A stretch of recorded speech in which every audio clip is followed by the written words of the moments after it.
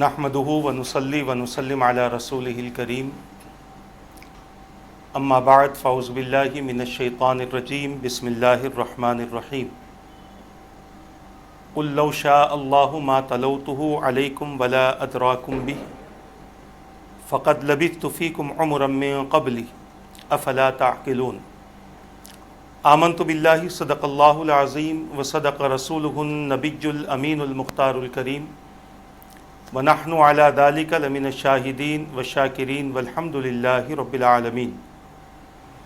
اللہم صلی وسلم وبارک علی سیدنا و مولانا محمد وعلی آلہ واصحابہ وبارک وسلم صلاۃ و سلاما دائما علیک وعلی آلک واصحابک یا رسول اللہ صلی اللہ تعالی علیہ وسلم۔ عزیزان ملت اسلامیہ، محترم ناظرین و سامعین کرام، سیرت النبی صلی اللہ تعالی علیہ وسلم کے عنوان سے سلسلہ وار نشستیں چل رہی ہیں،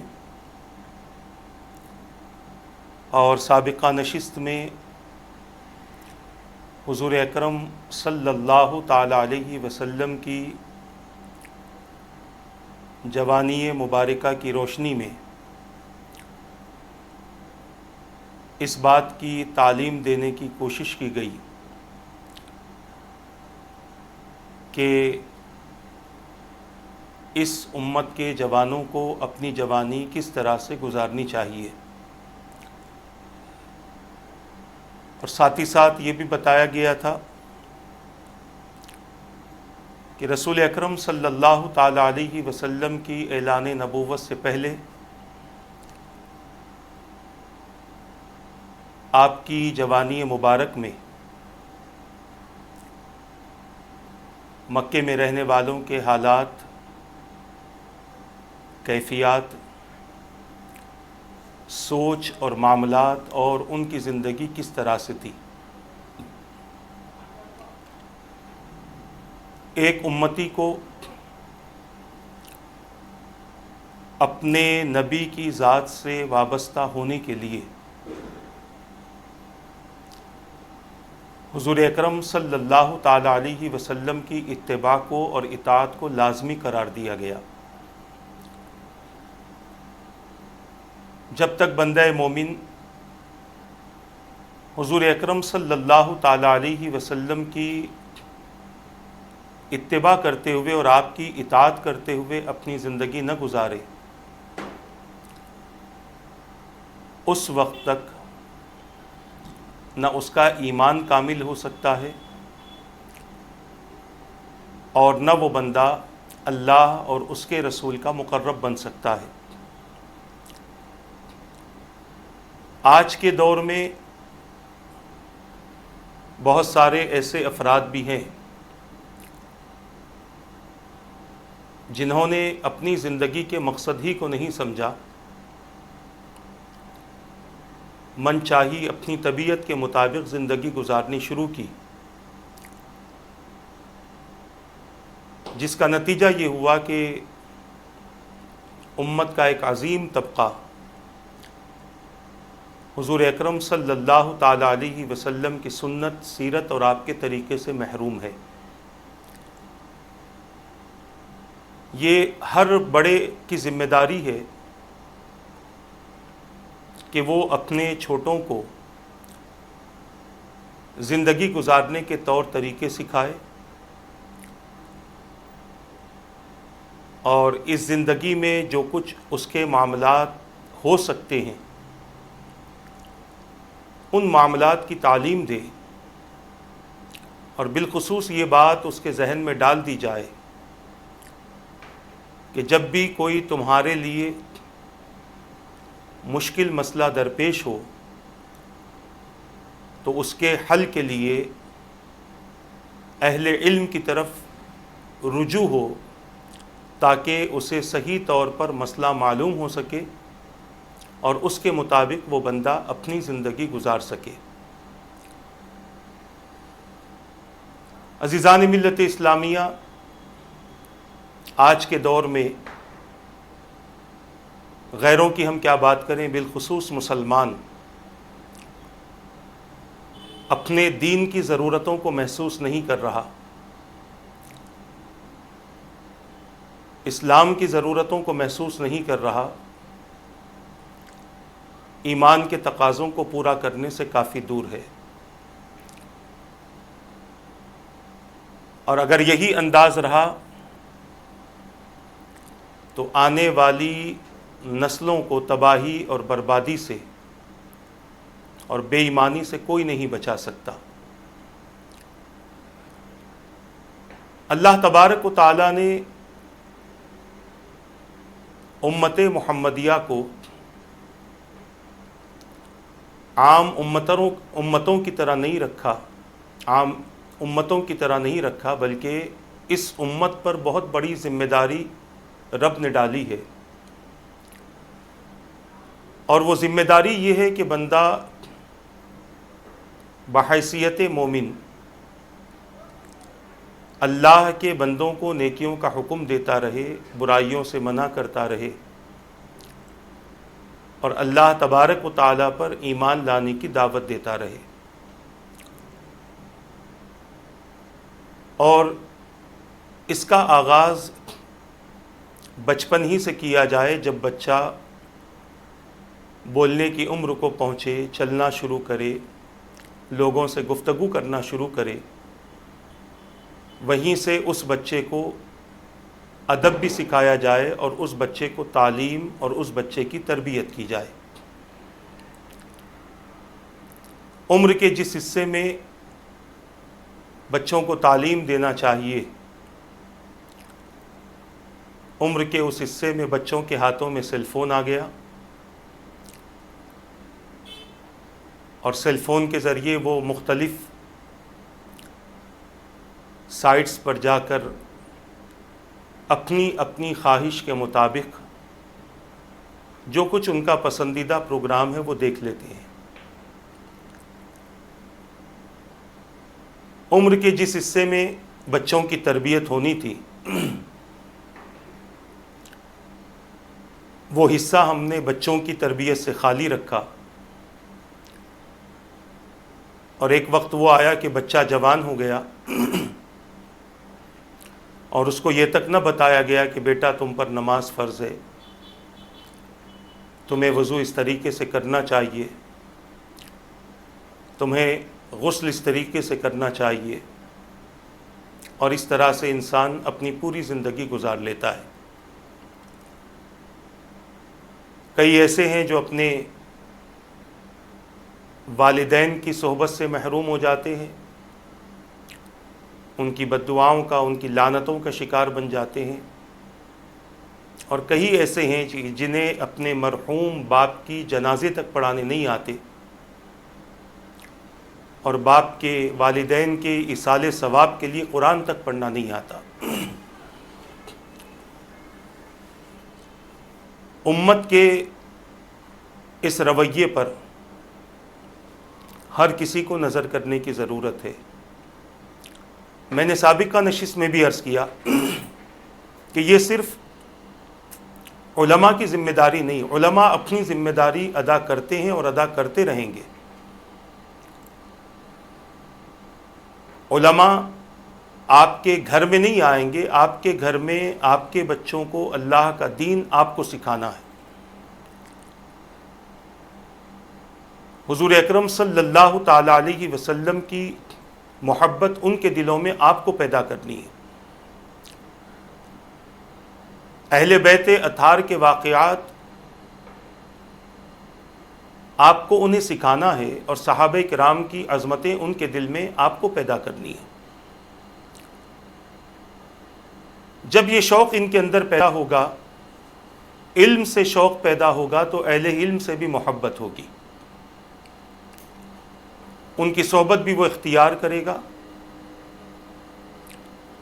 ان کے پاس بیٹھ کر اپنی زندگی کو سنوارنے اور سدھارنے کی کوشش کرے گا۔ ہم گفتگو کر رہے ہیں انسان کی زندگی کے اہم حصے کی، اور اس کا تعلق ہے جوانی سے۔ جوانی ہر انسان کو پسند ہے کیونکہ اس میں قوت بھی ہوتی ہے، ہڈیاں مضبوط ہوتی ہیں، بھاگنے دوڑنے کی صلاحیت ہوتی ہے، کئی دوستوں سے ملاقات ہوتی ہے، دور دراز جوانی میں انسان سفر بھی کر سکتا ہے، انسان اپنی جوانی میں بہت سارے کام کر سکتا ہے جس کا تعلق اچھائی اور برائی سے ہے۔ ایک مسلمان اپنی زندگی میں اپنی جوانی کو محفوظ رکھنے کے لیے ہر قسم کے شر سے، نقوص سے اور عیوب سے، ہر قسم کی فحش سے، ہر قسم کے منکرات سے، ہر قسم کی بے حیائی سے، اور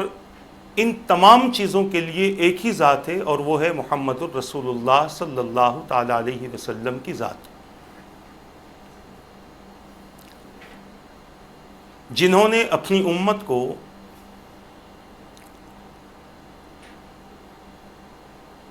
جوانی کس طرح سے گزاریں اس کی تعلیم عطا فرمائی۔ میرے آقا صلی اللہ تعالی علیہ وسلم اپنی جوانی مبارک کے دور میں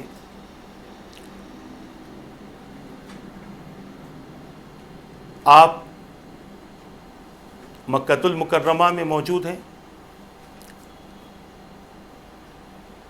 کفر و شرک اپنے عروج پر ہے،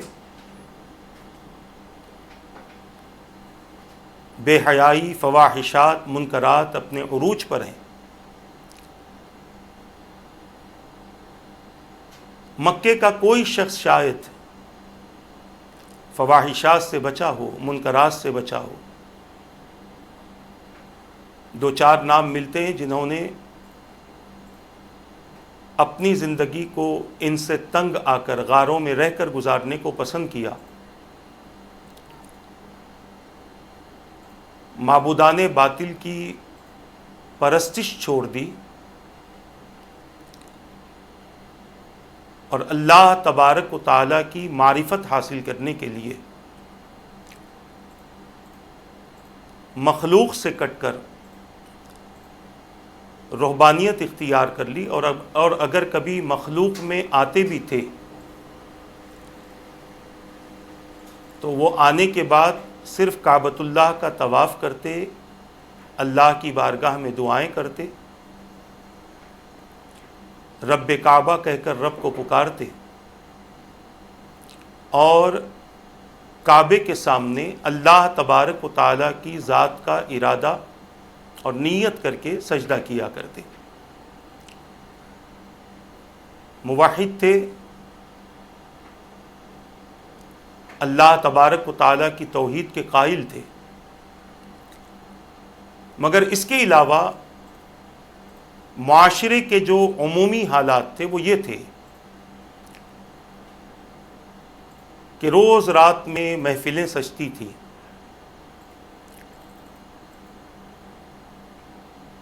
دن میں بے حیائی کا بازار گرم تھا، اور رات میں ہر قسم کا فحش کام ہوتا تھا۔ جو اخلاق کے خلاف، اللہ اور اس کے رسول کے قانون کے خلاف، اس طرح سے وہ لوگ اپنی زندگی گزار رہے تھے۔ ان تمام کے بیچ میں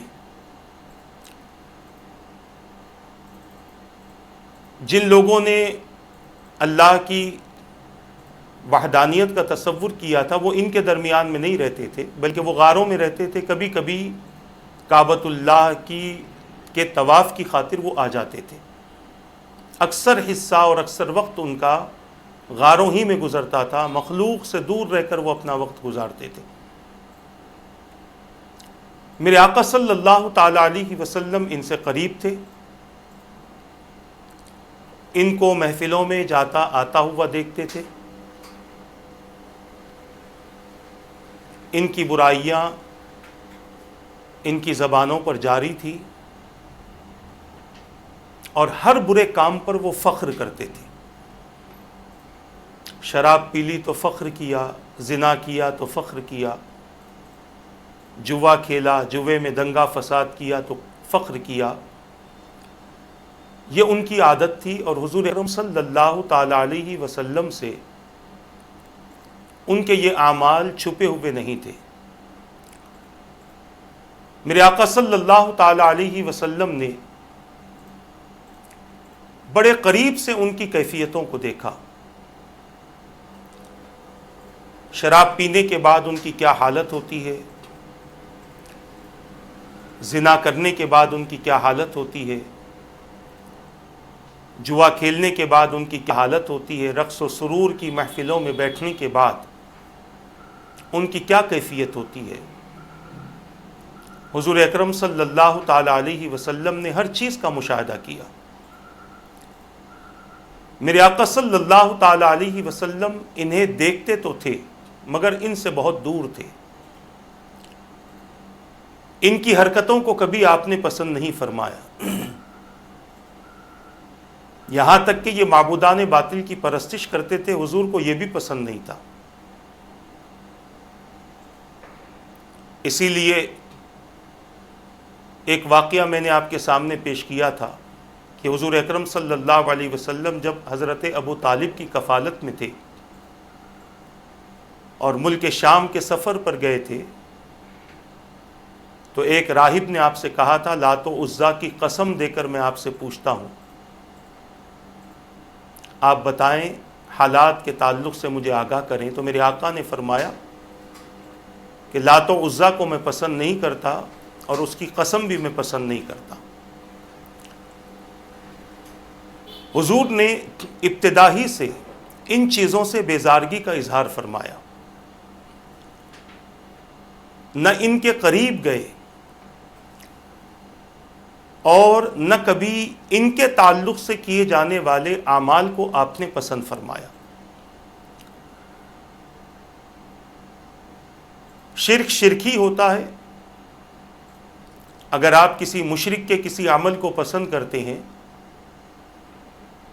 تو گویا آپ اللہ تبارک و تعالیٰ کے حکم کی اور حضور اکرم صلی اللہ علیہ وسلم کی سنت کی مخالفت کر رہے ہیں۔ آپ لوگوں سے تعلق ضرور رکھو، اس سے منع نہیں کیا گیا، مگر ان کے برے اعمال کو اچھا سمجھنا، ان کے کفر کو پسند کرنا، ان کے تہواروں میں اپنے آپ کو شریک کرنا اور ان کے ساتھ ان کے رسم و رواج اور ان کے تہواروں کا حصہ بننا، شریعت نے اس بات سے منع فرمایا ہے۔ کافر و مشرک سے نفرت نہ ہو، کفر اور شرک سے نفرت ہو، اور ان کے اس عمل پر ان کو گالی دینے سے بھی منع کیا گیا۔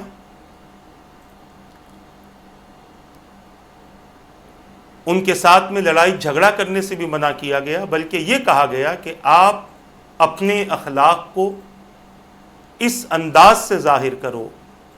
کہ وہ آپ سے پوچھے کہ کس مذہب کے ماننے والے ہو جو مذہب تمہیں اتنے اچھے اخلاق و عادات کی تعلیم دیتا ہے۔ اپنے کسی غلط حرکت کی وجہ سے اپنی ذات کو اور اپنے دین کو اس کی زبان سے نشانہ نہ بناؤ۔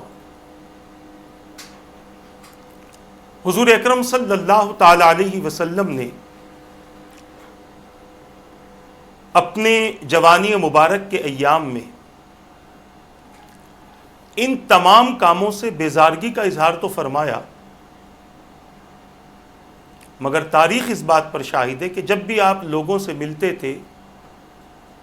خوش مزاجی اور خوش اخلاقی کے ساتھ آپ کی ان کی ملاقاتیں ہوتی تھیں۔ عزیزان ملت اسلامیہ، یہ حضور اکرم صلی اللہ تعالی علیہ وسلم کی جوانی مبارک ہے. یہ مکۃ المکرمہ میں اگر ہم ان باتوں کو حصوں میں تقسیم کریں تو میں یہ کہہ سکتا ہوں کہ سب سے پہلے ہم شراب کی بات کریں. شراب پی جاتی تھی، باقاعدہ شراب پینے کے لیے محفل جمتی تھی. کوئی پلانے والا ہوتا تھا، کوئی پینے والا ہوتا تھا. شراب پی کر کوئی لڑکھڑاتا تھا، کوئی مستی میں جھومتا تھا، کوئی بہکی بہکی باتیں کرتا، کوئی عجیب قسم کی گفتگو میں ملوث ہوتا. یہاں تک کہ اس وقت کے شرفاء بھی اس کام میں شریک ہوتے تھے. شراب پینا ان کے یہاں عیب نہ تھا، بلکہ وہ شراب یا تو اپنی مستی کے لیے پیتے تھے یا پھر اپنی عیاشی کی خاطر شراب کا استعمال کیا جاتا تھا. کھلے عام شراب بکتی تھی، شراب خریدی جاتی تھی. نہ لینے والا اسے عیب سمجھتا تھا، نہ بیچنے والا، نہ بنانے والا. میرے آقا صلی اللہ تعالی علیہ وسلم ان لوگوں کے درمیان میں ہیں جن لوگوں کی راتیں شراب کے نشے میں گزرتی تھی. سارا دن مے خانے کھلے ہوتے تھے، شراب خانے کھلے ہوتے تھے. جس کی جب مرضی آئے جائے شراب پی لے اور اپنی بد مستی کا مظاہرہ کرے، جھومتا رہے، بہکی بہکی باتیں کرتا رہے. ان کے یہاں یہ عمل کسی کھیل سے کم نہیں تھا، وقت کے ضائع کرنے سے یہ عمل کم نہیں تھا. عزیزان ملت اسلامیہ، شراب پینے والوں کا ہجوم مورخین بیان کرتے ہیں کہ دن میں بھی رہتا تھا مگر کم ہوتا تھا، رات میں بہت زیادہ ہوتا تھا. اس وقت کے اشراف رات کی تاریکیوں میں مے خانوں میں آتے اور خوب سیر ہو کر شراب پیتے. اس دور کے امراء رؤساء وہ بھی شراب پینے میں مصروف ہوتے. نوجوان، بوڑھے، بچے وہ بھی اس حرکت سے باز نہ آتے. عالم یہ تھا کہ ہر شخص اکثر وقت میکدے کے دروازے پر نظر آتا اور مے نوشی کرتا. اور ظاہر سی بات ہے کہ شراب پینے کے بعد انسان کس قدر بہکتا ہے وہ سب کو پتہ ہے. اسلام نے شراب کو ناجائز و حرام اس لیے قرار دیا، اس کی سب سے بڑی وجہ یہ ہے کہ اس کے پینے کے بعد انسان باقی نہیں رہتا بلکہ وہ شیطان بن جاتا ہے. اس کی زبان پر گالی گلوج ہوتی ہے، نازیبا کلمات نکلتے ہیں، غیر شائستہ حرکتیں کرتا ہے، بد اخلاقی کا مرکز و محور بن جاتا ہے. کسی سے بھی جھگڑا کر لیتا ہے، گندگی میں بیٹھ جاتا ہے، راستے میں سو جاتا ہے، اور پھر بہکتے بہکتے جب اپنے گھر پہنچتا ہے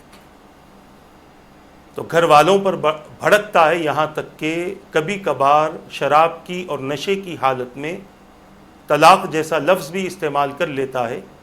اور نشہ اترنے کے بعد مولویوں کے پاس میں گھومتا پھرتا ہے، کہتا ہے کہ میں نے نشے کی حالت میں طلاق دی ہے. اس سے بچنے کی کوئی صورت بتاتے. اگر ایسا ہوتا، بچنے کی کوئی صورت ہوتی تو پھر سے وہ نشہ کرتا، پھر سے طلاق دیتا، اور اس طریقے سے وہ اپنے آپ کو بچا لیتا۔ مگر شریعت نے اس کے اس عذر کو قبول نہیں کیا، بلکہ کہہ دیا کہ نشہ تیرے لیے حرام ہے اور تو نے اپنے اختیار سے وہ کام کیا ہے، اسی لیے تو نے جو طلاق حالت نشہ میں بھی دی ہے تو تیری طلاق واقع ہو گئی۔ اب دنیا کا کوئی عالم تیری طلاق کو نکاح کی صورت میں تبدیل نہیں کر سکتا جب تک کہ اس کے احکامات پورے نہ ہو جائیں۔ طلاق کی وجہ سے عبادات میں، نشے کی وجہ سے عبادات میں اثر پڑتا ہے، یہ ایک مستقل موضوع ہے شراب کے تعلق سے۔ انشاءاللہ حضور اکرم صلی اللہ تعالی علیہ وسلم کے فرامین سیرت النبی کے عنوان سے جب ہم اس کا آغاز کریں گے تو اس میں اس کی تفصیل ہم بیان کریں گے انشاءاللہ۔ مگر آج چونکہ بات آئی ہے تو صرف آپ کے سامنے یہ عرض کرنا ہے کہ شراب کو حرام کرنے کی وجہ یہ ہے کہ انسان اس کے پینے کے بعد میں اپنے آپے میں نہیں رہتا، اور وہ اپنی زندگی تو برباد ہی کرتا ہے، اپنی بیوی کی زندگی، اپنے بچوں کی زندگی بھی وہ برباد کر دیتا ہے۔ اسی لیے شریعت نے اس سے اپنے ماننے والوں کو دور رکھا۔ مگر آج لوگ اپنی زندگی کو انٹرٹین کرنا چاہتے ہیں، ماڈرن تہذیب اور ماڈرن کلچر کو اپنانا چاہتے ہیں۔ ان کو یہ بات سمجھنی چاہیے کہ یہ ماڈرن تہذیب نہیں ہے، حضور کے اعلان نبوت سے پہلے جاہلوں کے طریقے ہیں۔ آج اسے ماڈرن تہذیب کا نام دیا گیا، ویسٹرن کلچر کا نام دیا گیا۔ یہ ویسٹرن کلچر نہیں ہے، یہ عریانیت، یہ زنا، یہ شراب، یہ جوا، یہ ناچ گانے، شادیوں کے تماشے، اس کا ویسٹرن کلچر سے تعلق نہیں ہے، اس کا حضور کے اعلان نبوت سے پہلے جو جہالت کا دور تھا لوگوں کا، اس جہالت کے دور سے اس کا تعلق ہے۔ آپ کچھ بھی نام دے دیں، آپ کے نام دینے سے وہ دور بدلنے والا نہیں ہے۔ اس دور میں عورتیں بھی ننگی رہتی تھی، ننگی گھومتی تھی، جیسے آج کل بعض علاقوں میں ہوتا بھی ہے۔ کہا گیا یہ تو ویسٹرن کلچر ہے، یہ ویسٹرن کلچر نہیں ہے، یہ حضور کے اعلان نبوت سے پہلے کا دور ہے، جس میں دور جاہلیت کے لوگ اس طریقے کے اعمال اور اس طریقے کی حرکتیں کرتے تھے۔ اسلام نے اپنے ماننے والوں کو پورا لباس دیا، مکمل اخلاق دیے، مکمل تعلیم دی، مکمل نظام دیا، مکمل قانون عطا کیا، تاکہ بندہ مومن کسی غلط شوق کا شکار نہ ہو جائے، کسی غلط عمل اور کسی غلط طریقے کا شکار نہ ہو جائے۔ اسلام نے وہ تعلیم عطا کی ہے۔ مگر آج کل ہم ہائی ایجوکیشن کے نام پر اپنے بچوں کو جو عیسائی مشنری کے حوالے ہم نے کیا، مشرکین اور یہودیوں کی مشنری کے حوالے جو ہم نے کر لیا، اس کے بعد سے ہمارے بچوں میں تبدیلیاں پیدا ہو گئی۔ ان کی نماز اگر کبھی پڑھ بھی لیتے ہیں تو ان کی نماز بھی ایسی ہوتی ہے جیسے وہ ناچ رہا ہے، کبھی سر کھجاتا ہے، کبھی پیٹھ کھجاتا ہے، کبھی پیٹ کھجاتا ہے، کبھی پائنٹ سیدھی کرتا ہے، کبھی کرتا سیدھا کرتا ہے، کبھی پائچے اوپر تک اٹھا لیا ہے، کبھی نیچے تک کر دیا ہے، اور چاروں رکعتوں میں بغیر حرکت کے اس کی نماز ہی نہیں ہوتی۔ کبھی بال سدھار رہا ہے، کبھی چہرے پر کھجا رہا ہے، اس طریقے کی حرکتیں اس کی چلتی رہتی ہیں۔ کیوں؟ ہم نے اپنی اولاد کو دین سکھایا نہیں، اسلام نہیں سکھایا، شریعت نہیں سکھائی، قانون نہیں بتائے۔ اور اس کا جو ہرجانہ ہے یہ ابھی محسوس نہیں ہوگا، قیامت کے دن آپ کو پتہ چلے گا، ہم کو پتہ چلے گا کہ اپنی اولاد کی تربیت کا نتیجہ نہ کرنے کا نقصان کل قیامت کے دن کیا ہوگا۔ اور اگر میں اپنی ذمہ داری کے ساتھ کہوں تو یہ تو حالات انسان اپنی زندگی میں بھی دیکھ لیتا ہے کہ اولاد ماں باپ کی نہیں ہوتی، مر جاتے ہیں تو بہت ساری بیٹے تو اپنی والد کا والدین کا جنازہ تک نہیں پڑھتے، قبر میں تک نہیں اترتے، اور نہ ان کے لیے دعائیں مغفرت کرتے ہیں، نہ ان کے لیے قرآن پڑھتے ہیں، نہ ان کے لیے کچھ پڑھتے ہیں، کیونکہ ہم نے قرآن اپنی اولاد کو پڑھایا ہی نہیں ہے، ان کو تعلیم و تربیت کا ہم نے کوئی نظام ہی نہیں رکھا۔ یہ سب سیکھنے کی ضرورت ہے حضور کی سیرت سے، حضور کے طریقے سے اور حضور کے عمل سے یہ سب سیکھنے کی ضرورت ہے۔ حضور اکرم صلی اللہ تعالی علیہ وسلم نے اعلان نبوت سے پہلے اپنی اولاد کی جو تربیت فرمائی ہے، تاریخ نے اس تربیت کے نمونے پیش کیے کہ خاتون جنت کی تربیت کس انداز کی تھی، بی بی رقیہ ام کلثوم رضی اللہ تعالی عنہما کی تربیت کس انداز کی تھی، کیسی تربیت میرے آقا صلی اللہ علیہ وسلم نے ان کی اور اسی تربیت کا نتیجہ رہا کہ ان کے اندر حیا تھی، ان کے اندر اخلاق تھے، ان کا کردار اعلیٰ تھا، ان کے پاس صبر تھا، ان کی زندگیاں اللہ اور اس کے رسول کی اطاعت کے مطابق گزر گئی۔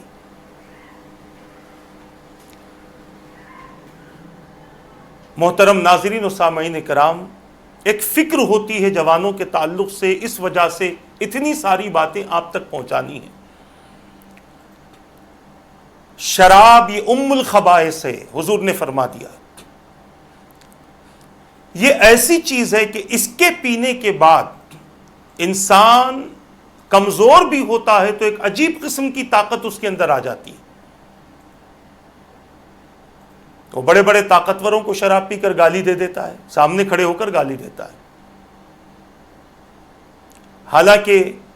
تیز ہوا چلے تو وہ اڑ جائے، مگر اس نشے میں وہ اتنا گرفتار ہو جاتا ہے کہ اسے خود کو پتہ نہیں ہوتا کہ میں کس سے اور کیا بات کر رہا ہوں۔ گالی گلوچ کرتا ہے، شراب پینے کے بعد زنا بھی کر دیتا ہے، شراب پینے کے بعد قتل بھی کر دیتا ہے، کیونکہ وہ اپنے آپ میں نہیں رہتا۔ اسی لیے اس سے منع کر دیا گیا کہ تم اس سے باز رہو اور اس سے اپنے آپ کو بچا کر رکھو، اور اس سے بچنا ہو تو حضور اکرم صلی اللہ تعالی علیہ وسلم کی جوانی مبارک کے حالات کا جائزہ لے لو۔ ہمارے درمیان تو بہت سارے مسلمان رہتے ہیں، بہت سارے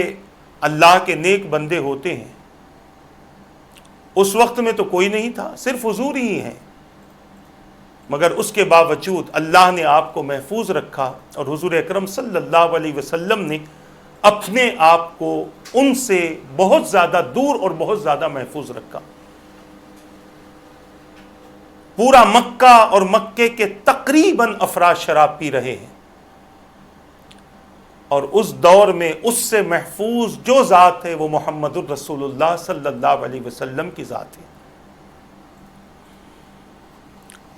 شراب پی جا رہی تھی مکے میں، میرے آقا صلی اللہ تعالی علیہ وسلم میکدے کے قریب سے بھی نہیں گزرتے تھے، دور دور رہا کرتے تھے، اور میرے آقا صلی اللہ تعالی علیہ وسلم اس علاقے میں رہنے کے باوجود اپنے آپ کو ہمیشہ اس سے محفوظ رکھا۔ یہ ایک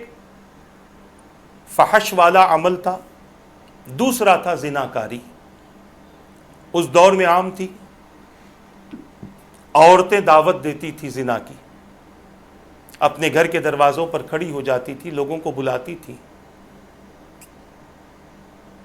یہ دور جاہلیت تھا، مگر آج ویسٹرن کلچر اور ماڈرن تہذیب کے دل دادا اس بات کو بخوبی سمجھ سکتے ہیں کہ آج بھی یہ عمل پھر سے جاری ہو گیا۔ زنا کی دعوت دی جا رہی ہے۔ اب تو بہت آسان ہو چکا ہے، اب تو گھروں کے باہر، دروازوں کے باہر ٹھہرنے کی ضرورت ہی نہیں ہے۔ سیل فون نے اس کام کو اتنا آسان کر دیا ہے کہ چیٹنگ کے ذریعے،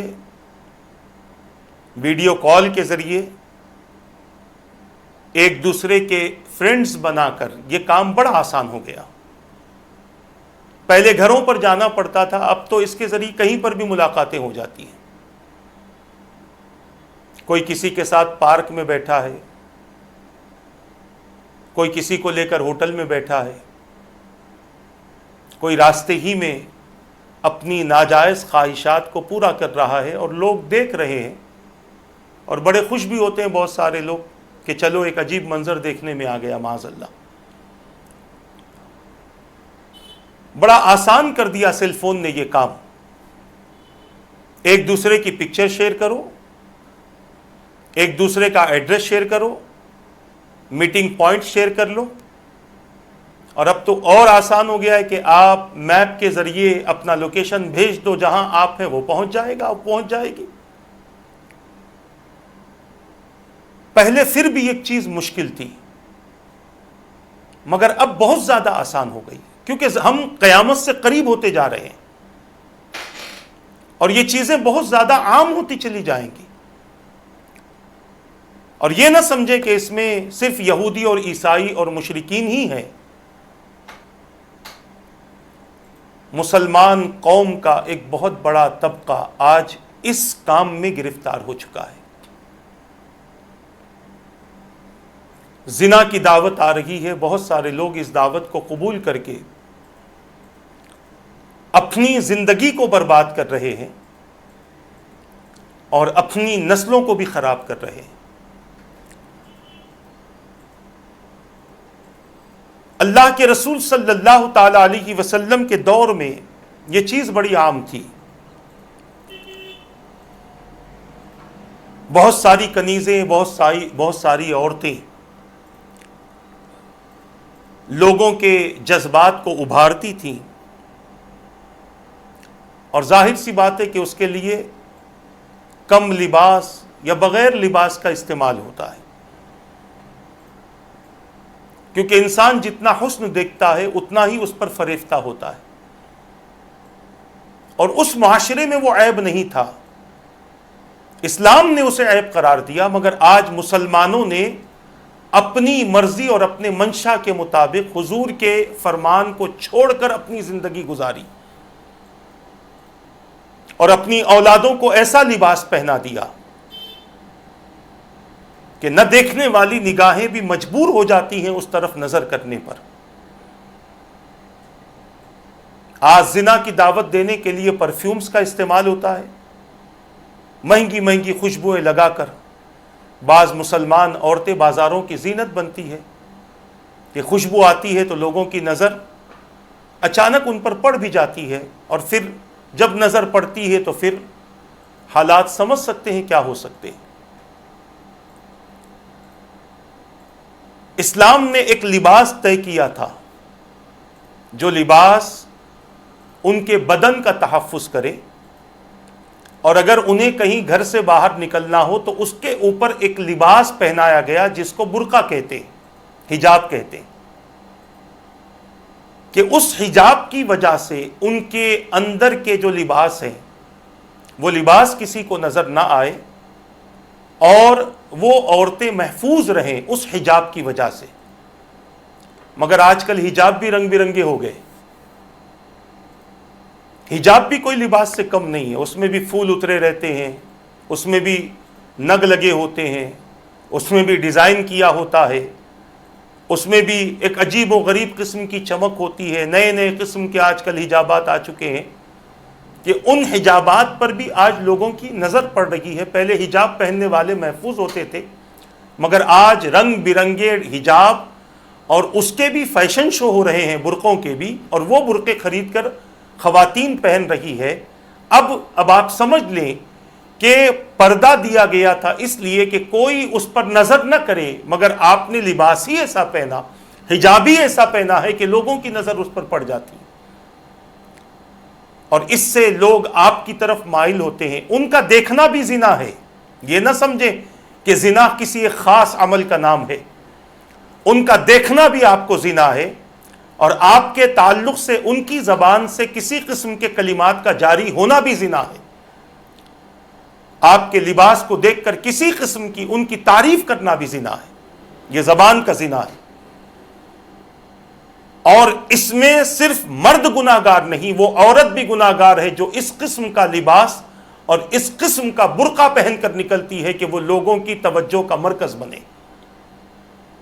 یہ بات ممکن ہے کسی کو تکلیف کا سبب بنے، مگر حقیقت یہی ہے۔ آج اس دور سے ہم گزر رہے ہیں، اس دور کی عورتوں کا جو مزاج تھا، آج جانے انجانے میں یہ مزاج بہت ساری مسلمان عورتوں کا ہو چکا ہے۔ ضروری نہیں ہے کہ میری بات سے اتفاق ہو، یہ بات سن کر آپ مجھے برا بھی کہہ سکتی ہیں، غلط بھی کہہ سکتی ہیں، کہیں، میرا کام اللہ اور اس کے رسول کے پیغام کو آپ تک پہنچانا ہے۔ اس دور میں زنا کی دعوت دی جاتی تھی، اور دعوت دینے کے طریقے الگ الگ تھے۔ کوئی بازاروں میں نکل کر دعوتیں دیتی تھی، کوئی کسی کے گھر پر پہنچ کر زنا کی دعوت دیتی تھی، کوئی اپنے گھر کے دروازے کے باہر بیٹھ کر لوگوں کو زنا کی دعوت دیتی تھی۔ یہ سارے کام دور جاہلیت کے ہیں، مگر آج پڑھے لکھے لوگوں میں یہ چیز منتقل ہو چکی ہے۔ اللہ تعالی ہمارے گھروں کو ان تمام برائیوں سے محفوظ رکھے۔ حالت یہ تھی کہ یہ چیز تجارت بن گئی تھی، کاروبار بن گیا تھا، اور اس کے کئی ایجنٹس بھی تھے، بڑے بڑے لوگوں کو سپلائی کیا جاتا تھا۔ دولت فکس ہوتی تھی کہ اتنے پیسوں میں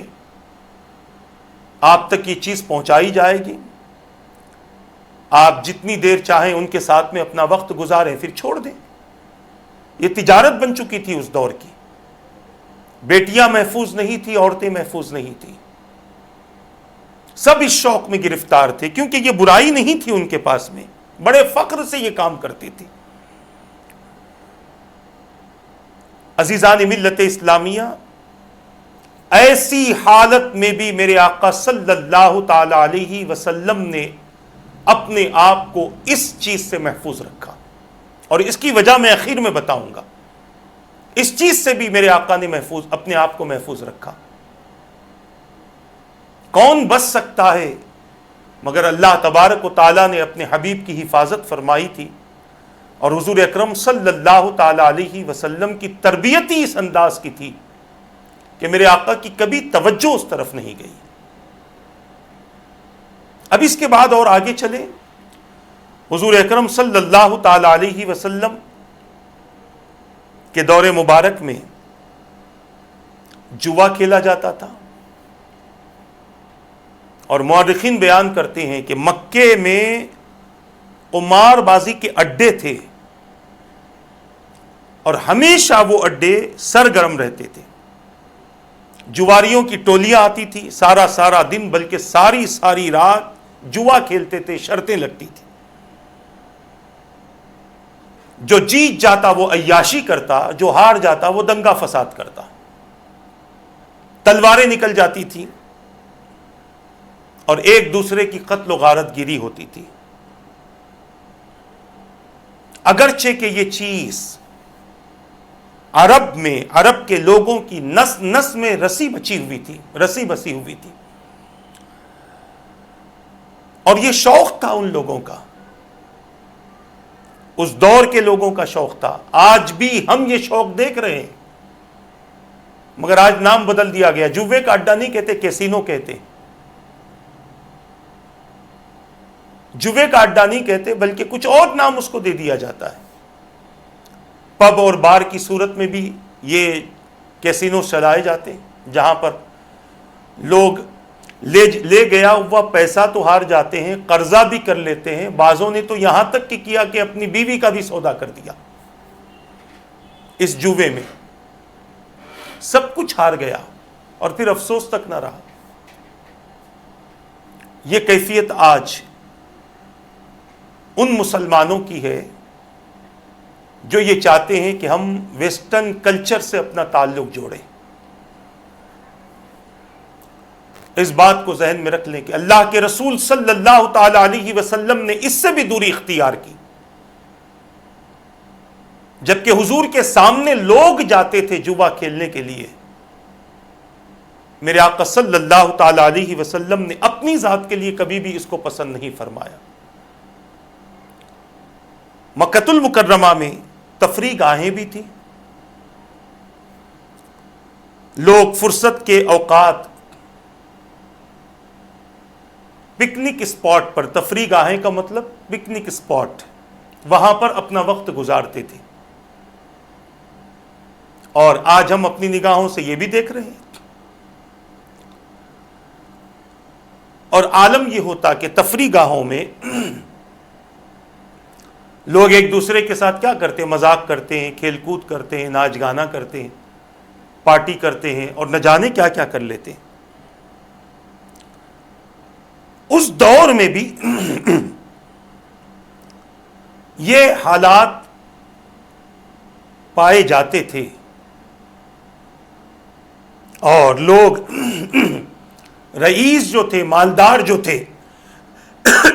وہ اپنے طور پر سیر و تفریح کرتے، پارٹیز کرتے، اور جو غریب اور مزدور طبقہ تھا وہ بھی اس سے بچا ہوا نہیں تھا۔ وہ لوگ بھی اپنے اپنے طور پر اپنی اپنی طاقت اور بساط کے حساب سے پکنک کرتے، پارٹیز کرتے، اور وہی صورت آج بھی دیکھی جا رہی ہے۔ مالدار بھی پکنک کرتے ہیں، غریب بھی پکنک کرتے ہیں، ہر ایک اپنی اپنی طاقت اور قوت کے حساب سے کرتے ہیں۔ اللہ کے رسول صلی اللہ تعالی علیہ وسلم ایسی محفل سے بھی دور رہے۔ کیوں؟ اس کی ایک وجہ میں آپ کے سامنے عرض کر دوں، اور اس کی سب سے بڑی وجہ یہ ہے کہ میرے آقا صلی اللہ تعالی علیہ وسلم کو اپنی بعثت کا مقصد پتا تھا، اور کس طریقے سے زندگی گزارنا ہے اللہ تبارک و تعالیٰ کی طرف سے رہنمائی چل رہی تھی، اور ایک وقت میں آنے کے بعد اعلان نبوت کرنا ہے، اس بات کا بھی علم حضور کو تھا۔ اور جب آپ اعلان نبوت فرماتے تو معاذ اللہ کوئی اگر یہ کہہ دیتا کہ اب آپ اس قسم کی بات کرتے ہو جبکہ آپ نے ہمارے ساتھ وقت گزارا ہے، ہمارے ساتھ بیٹھتے تھے، فلاں جگہ بیٹھتے تھے، فلاں جگہ بیٹھتے تھے، لہٰذا جب آپ عمر کے ایک بڑے حصے کو پہنچ چکے تو پھر اب آپ ان تمام چیزوں سے چھٹکارے کی بات کرتے ہیں۔ جیسے ہوتا ہے نا کہ ایک آدمی زندگی گزارتا ہوتا ہے، 30 40 50 سال بعد اچانک کچھ لوگوں کی صحبتیں ملتی ہیں، وہ سدھر جاتا ہے، اور پھر اپنی نسل کو روکنے کی کوشش کرتا ہے، اپنے ساتھیوں کو اور ان کی اولادوں کو روکنے کی کوشش کرتا ہے، تو سامنے والے کا ایک ہی جواب ہوتا ہے، اپنا دور تو مستی میں گزار لیا، اب بوڑھے ہو گئے، توبہ کی عمر آئی تو اب ہمیں سدھارنے چلے ہیں۔ معاذ اللہ اس قسم کی گفتگو ہوتی ہے، حالانکہ ہدایت خدا کی طرف سے اللہ تبارک و تعالیٰ نے اپنے حبیب پاک صلی اللہ تعالی علیہ وسلم کو ان کے اس مزاج سے بھی محفوظ فرما دیا، ان کی اس سوچ اور ان کی اس چرب زبانی سے بھی محفوظ فرما دیا، تاکہ جب میرا نبی اعلان نبوت کرے تو کوئی بھی رسول اکرم صلی اللہ تعالی علیہ وسلم کے سامنے آ کر یہ نہ کہے کہ اب آپ اس طرح کا اعلان کر رہے ہیں جبکہ آپ کی سابقہ زندگی اس طریقے سے گزری ہے۔ اور یہی وجہ تھی، اب آئیں اس بات کی طرف، یہی وجہ تھی کہ جب رسول اکرم صلی اللہ تعالی علیہ وسلم نے اعلان نبوت فرمایا تو خطبہ مسنونہ کے بعد میں نے جس آیت مبارکہ کو تلاوت کیا،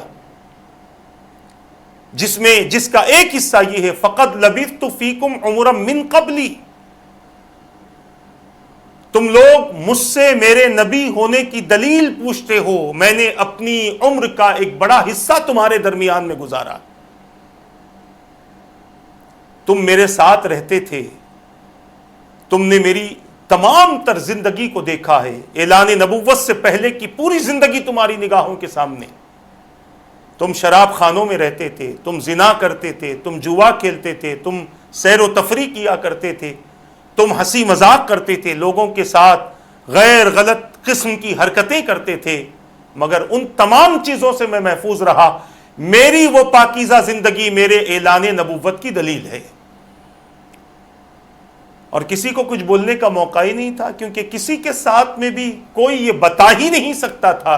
کہ معاذ اللہ حضور اکرم صلی اللہ تعالی علیہ وسلم نے 100 بار معاذ اللہ کبھی ایسا کیا۔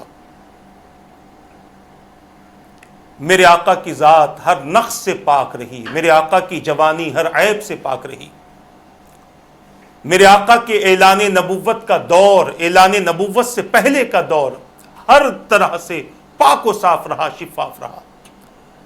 یہ حضور اکرم صلی اللہ تعالی علیہ وسلم کی ذات مبارک ہے۔ عزیزان ملت اسلامیہ، اپنی جوانی کی حفاظت کرو، اور اس حفاظت کے لیے رسول اکرم صلی اللہ تعالی علیہ وسلم کے طریقے کو دیکھو، آپ کے اصول کو دیکھو، آپ کے دیے ہوئے قوانین کو دیکھو، آپ کے دیے ہوئے مزاج کو دیکھو۔ اور اس طریقے کی اگر ہم نے زندگی گزاری تو یقیناً ہماری زندگی بھی بے حیائی سے پاک ہوگی، بد کرداری سے پاک ہوگی، ہر قسم کے فحش کاموں سے اور فحش کلاموں سے پاک ہوگی۔ ایمان والے کی زندگی اللہ تبارک و تعالیٰ ایسے ہی چاہتا ہے کہ ایمان والے اس طریقے سے زندگی گزارے جیسے رسول اعظم صلی اللہ تعالی علیہ وسلم نے گزاری ہے۔ میرے پیارے آقا صلی اللہ علیہ وسلم کے پیارے دیوانوں، یہ سلسلہ ابھی ہم نے شروع کیا ہے جوانی مبارک کے حوالے سے۔ اس طریقے کی اور بھی واقعات ہم پیش کریں گے، اور حضور اکرم صلی اللہ تعالی علیہ وسلم کے حوالے سے، حضور اکرم صلی اللہ تعالی علیہ وسلم کے حوالے سے ہم مکمل طور پر یہ بتانے کی کوشش کریں گے کہ میرے آقا صلی اللہ تعالی علیہ وسلم نے اعلان نبوت سے پہلے کس طرح سے اپنی حیات مبارکہ کے ذریعے اپنی امت کو زندگی کی پاکیزگی کا درس عطا کیا ہے، تاکہ اعلان نبوت کے بعد کے جو واقعات ہیں، جو حالات ہیں، وہ ہمارے ذہن میں اچھی طرح سے محفوظ ہو سکیں۔ بس یہی گزارش ہے، اگر والدین سن رہے ہیں تو میں ان سے گزارش کرتا ہوں، اگر کوئی سرپرست سن رہا ہو میں ان سے گزارش کرتا ہوں، اپنی اولاد پر نظر رکھو، ان کی جوانیوں کا تحفظ کرو، اور جہاں تک ہو سکے ان کو ہر قسم کی گندگی، ہر قسم کی غلاظت سے اور ہر قسم کی برائیوں سے محفوظ کرنے کی کوشش کرو۔ یہی ہمارے دین، ہمارے اسلام اور ہمارے ایمان کی دعوت ہے۔ بوڑھا ہونے کے بعد تو شاید انسان سدھر جائے، نمازوں کا پابند بن جائے، اللہ کی بارگاہ میں یقیناً جوان کی عبادت بہت زیادہ مقبول ہے۔ اللہ تبارک و تعالیٰ سے دعا ہے کہ رب قدیر جو کچھ کہا گیا، کہنے میں غلطی ہو تو اپنے حبیب کے صدقے معاف فرما دے۔ ان باتوں پر مجھے اور ان سب کو عمل کرنے، دوسروں تک پہنچانے کی توفیق عطا فرما، اپنے اور اپنے حبیب کی رضا والی زندگی نصیب فرما دے، برحمتک یا ارحم الراحمین۔ وما علینا الا البلاغ۔ السلام علیکم ورحمۃ اللہ وبرکاتہ۔